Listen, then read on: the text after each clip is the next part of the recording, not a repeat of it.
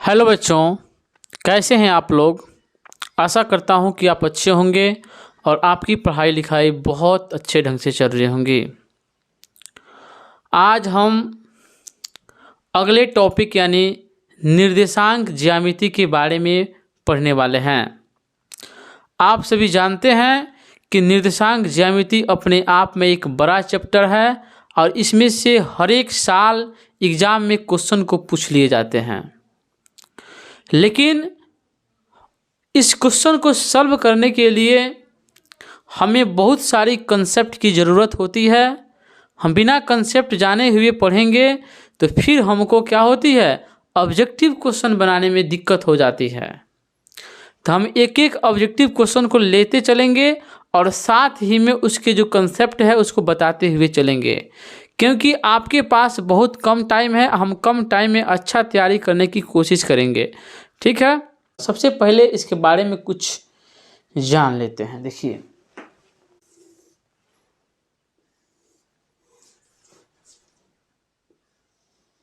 इसको यदि आप बढ़िया से समझ गए ना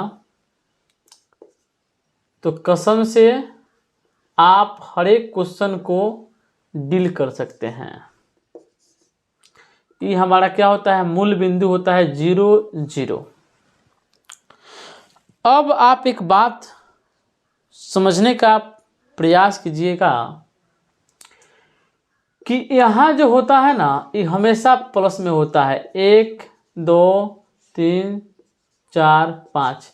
पहले इसको हटा देते हैं। यहाँ पे क्या हो गया, 0 हो गया। इधर क्या होता है, -1, -2, -3, -4, -5। आप चाहिएगा तो और इसको बढ़ा सकते हैं, कोई दिक्कत नहीं है। फिर देखिए ऊपर 1, 2, 3, 4, ठीक है। जहाँ तक जगह है वहाँ तक हम बना रहे हैं। -2, -3, -4, -5, ठीक है। इसको हम लोग बोलते हैं, इस चतुर्थांश है। इसमें 4 गोथांश, देखिए 1, 2, 3, 4 भाग में बांटा गया इसको। यानी ये है प्रथम चतुर्थांश, ये द्वितीय चतुर्थांश, ये तृतीय चतुर्थांश, ये चतुर्थ यानी चौथा चतुर्थांश है। इसका सब अलग अलग चिन्ह है, अलग अलग जानकारी है इसका। देखिए इस चतुर्थांश में यही ना है, यानी पहला x एक्सिस के प्लस चिन्ह है। इसमें माइनस आपको दिख रहा है, नहीं दिख रहा है। इसमें क्या है, प्लस है। यानी पहला चतुर्थांश में प्लस प्लस रहता है। दूसरा चतुर्थांश की बात करें तो पहले x लेते हैं, x का मान। तो x में क्या है, माइनस है, और y में क्या है, प्लस है। यानी इसमें क्या होता है, माइनस पहले उसके बाद प्लस होता है, यानी माइनस प्लस रहता है। इसमें बात कीजिए तो पहला x में क्या है, माइनस, y में कितना है, माइनस। इसमें माइनस माइनस होता है, यानी प्रथम चतुर्थांश में प्लस प्लस, द्वितीय चतुर्थांश में माइनस प्लस, तृतीयक में क्या हुआ, माइनस माइनस, और चतुर्थ यानी चौथा चतुर्थांश में क्या हुआ, पहले प्लस उसके बाद माइनस, ठीक है। आप इसको जान गए। क्वेश्चन पूछता है कि तीसरा चतुर्थांश का चिन्ह क्या हुआ, माइनस माइनस तीसरा का। और इसी में आपको पूछ लेता है कि मूल बिंदु से किसी चीज़ की दूरी, तो मूल बिंदु हमारा क्या है, ई हो गया। तो मूल बिंदु का निर्देशांक क्या होता है, 0, 0। इसी से अपना सारा क्वेश्चन हम डील कर लेंगे। कैसे, देखिए जहाँ जहाँ कंसेप्ट की ज़रूरत पड़ेगी वहाँ हम आपको बताएंगे। पहला क्वेश्चन है कि y अक्ष का समीकरण है। क्या है, y अक्ष का समीकरण है। अब बताइए y अक्ष कौन है, यही ना है, यहाँ से लेकर यहाँ तक y अक्ष है। तो y अक्ष का समीकरण, अब बताइए y पे कोई समीकरण दे दिया है तो बताइए y बराबर 0 तो होगा नहीं। y का समीकरण पूछा है, y अक्ष का समीकरण, तो यानी y पे कुछ ना कुछ होगा। तो y पे कुछ होगा तो x पे क्या होगा, कुछ नहीं होगा। मान लीजिए यहाँ पे हम y बराबर 2 ले रहे हैं, मान लीजिए 2, तो y बराबर कितना हो गया, मान लीजिए 2 हो गया, तो x बराबर 0 हुआ होगा, तभी ना y बराबर 2 है। तो पूछ रहा है का y अक्ष का समीकरण है, तो हम क्या लिखेंगे, x बराबर 0। x बराबर 0 का मतलब क्या है कि y का मान कुछ ना कुछ होगा, और x का मान हमेशा 0 है। तो देखिए जब भी आपसे y के बारे में पूछे तो उल्टा समझिएगा आप, ठीक है। यहाँ पूछ रहा है कि y अक्ष का समीकरण, तो आप x बराबर 0 कर दीजिए, यानी आपका आंसर ये सही हो जाएगा, x बराबर 0, ठीक है। उसी प्रकार देखिए बिंदु -2 और -5 का भुज है।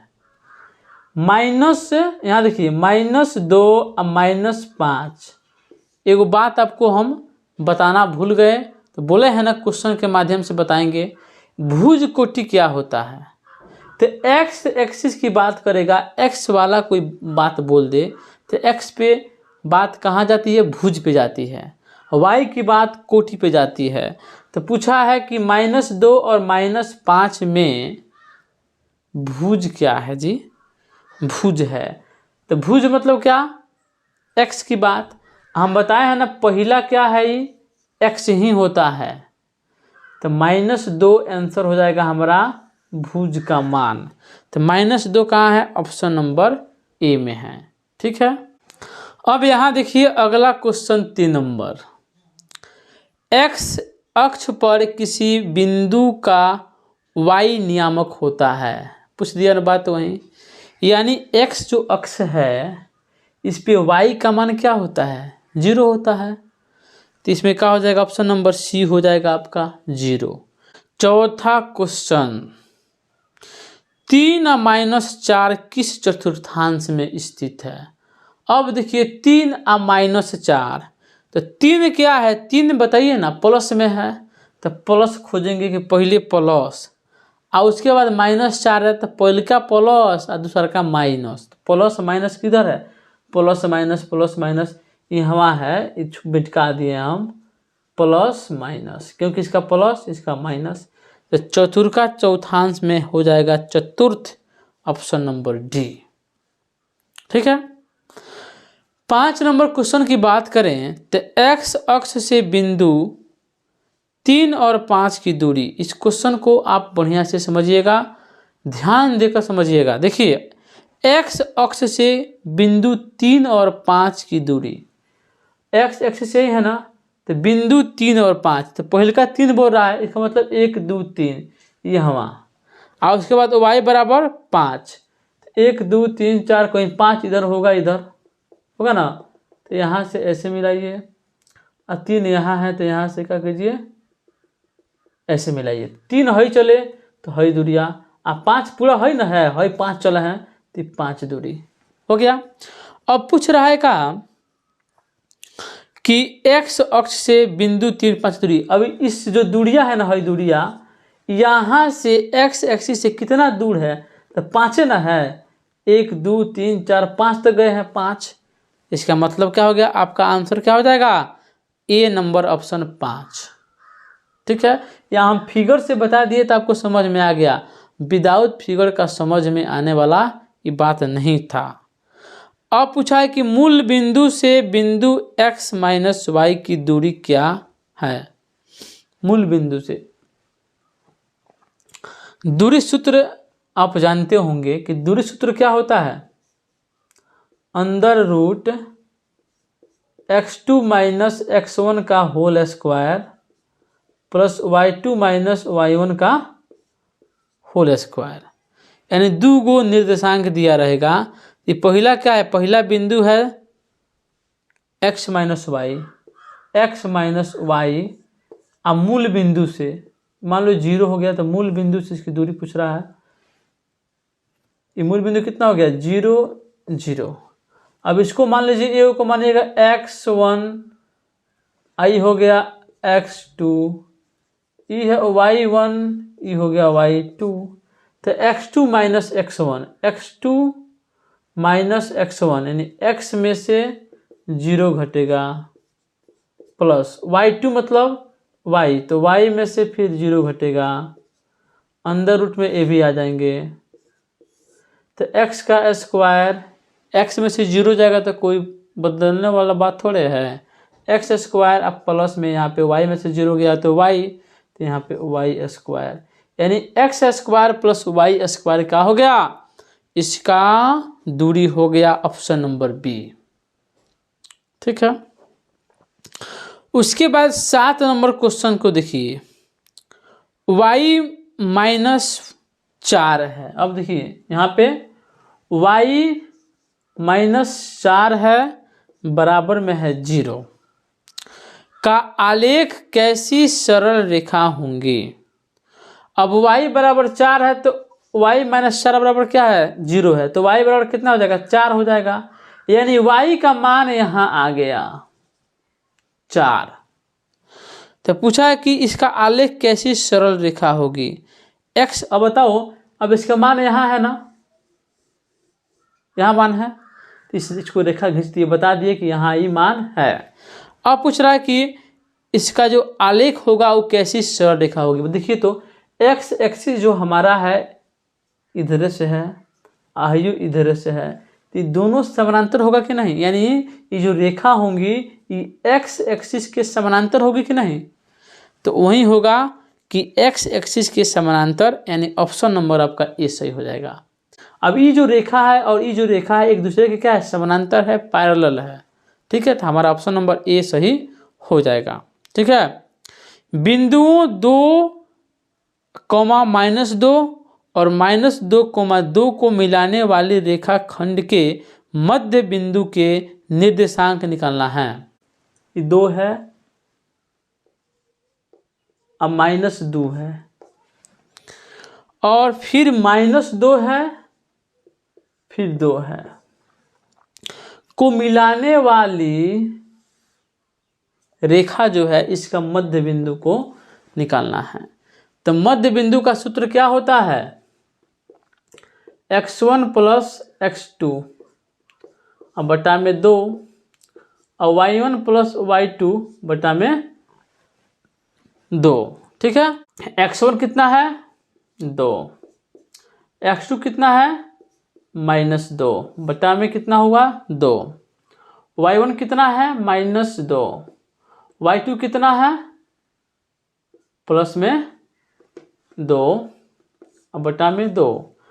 अब प्लस माइनस माइनस, यानी 2 में से 2 गया 0, पूरा क्या हो गया 0, ये भी क्या हो गया कट गया, तो ये भी क्या हो गया 0, यानी इसका जो निर्देशांक है, इसकी जो दूरी है वो ऑप्शन नंबर आपका क्या हो जाएगा, बी सही हो जाएगा, 0 0।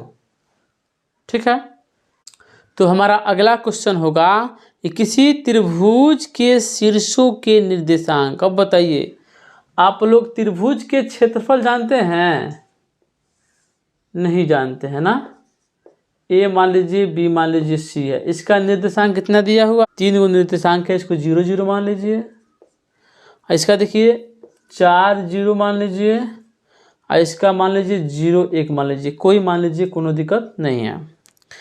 तो त्रिभुज का क्षेत्रफल क्या होगा, क्षेत्रफल का एक फॉर्मूला है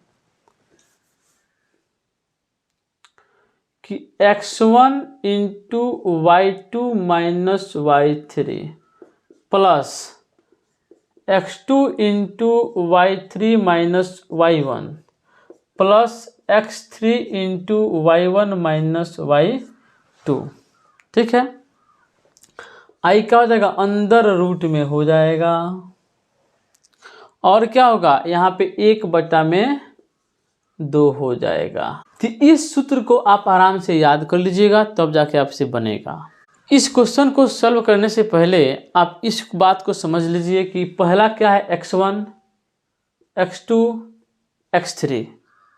ठीक है, y1 y2 y3, यानी सब पहला जो है, पहला ये x वाला है, दूसरा ये y वाला है। ठीक है, तो 1/2 अंदर रूट कर दीजिए, y1 कितना है 0, x1 सॉरी कितना है 0।